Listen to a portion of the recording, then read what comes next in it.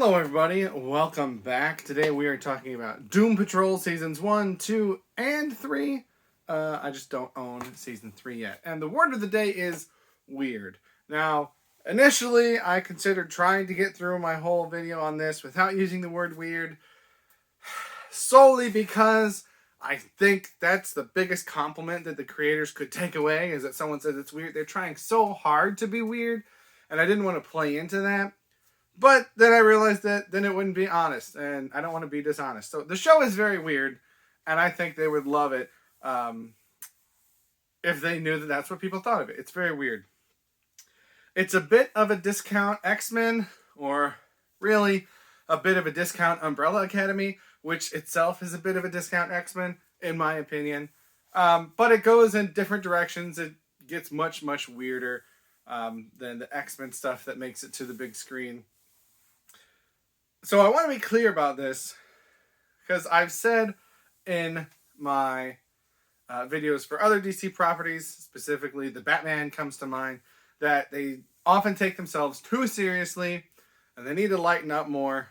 This is the other end of that spectrum, and for me personally, this is too weird. And not that even that it's too weird, it's that I think some decisions were made for the weird factor over the story factor, or over what they could handle. They seemed like at some points they just threw in stuff to make it more weird. So I'm not trying to be hypocritical. I'm glad things like this exist for the people that like that really, really weird stuff.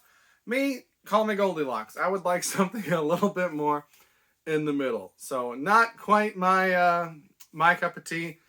I think it left a little bit more of a sour note in my mouth than it otherwise would have, because the first two seasons, a lot of times when I watch TV shows on DVD, I will watch them at 1.5 speed, but the third season is not out on DVD, at least not yet. I don't know if it ever will be, so I had to watch it on HBO Max, which does not support, at least as far as I can tell, watching at increased speeds, and my internet is pretty slow, so I had to deal with buffering and stuff like that also.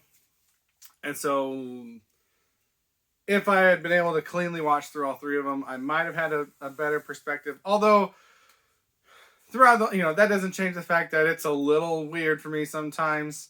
What was my other note? Oh, a lot of it just looks cheap. There are a lot of scenes, and I get they go to weird locations and a lot of locations, but there are some stuff that just looks like really amateur green screen. Now, I don't know how to use green screen, so I don't want to critique it too much, but like I've seen stuff on YouTube made by people in their, spare bedroom in their apartment that looks better than some of the stuff on this show.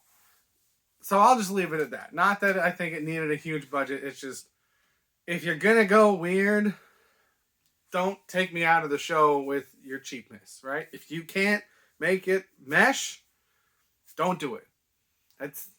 That's my thought. But like I said, I'm glad stuff like this exists, even though it's not my cup of tea. Brendan Fraser made the show for me when I started out. That's, I think, why I gave it as much of a chance as I might not have finished if it weren't for Brendan Fraser. I just found him to be hilarious. I know he's not usually actually playing Robot Man, but his voice acting was hilarious. I wish the mouth on Robot Man moved. I know that would have been way more expensive, so I get it. I just feel like the eyes aren't quite enough to make that character as dynamic as he could be. But yeah, the first couple seasons, first 1.5 seasons maybe, Robot Man was kind of my go-to because of how funny he was. But then as he started getting, closer with Clara and stuff like that, and he didn't grow like I wanted him to grow. So then he became frustrating, and Jane took over as my favorite character, at least of the main family. I got more and more interested in as time went on. And I know they're doing the 4th season. I'm not necessarily looking forward to a 4th season. I would love if they would do a spinoff on the Underground. Because I would love to see more of that world and more of those different personalities interacting with each other. I'd also love a spinoff on Danny the Street. A show about them would be very interesting, I think, especially going through time. Speaking of going through time, I think that might be the biggest downside for me. Is just that this the events of this show take place over 100 years, and it's constantly jumping back and forth, almost every episode. And I get nonlinear storytelling is a thing, but it's just hard for me to care about what happened 80, 90, 100 years ago for these characters when it's jumping back and forth between here's what happened in the 60s and here's what happened in the 40s and here's what's happening now. Here's what happened 20 years ago. And oh, by the way, this character went back in time, so now she's doing a whole nother... it's a lot. And there's already a lot in the show, and so you add in all that huge timeline stuff, it's just a lot. So, not my favorite. Certainly not something that I hated or I think is terrible. I think it has its flaws. But, I've never seen a giant cockroach that thinks he's God stomping a town to death before. So, definitely some new things in this. And so, like I said, I'm glad things like this exist. I'm glad that the fans of this have it for them.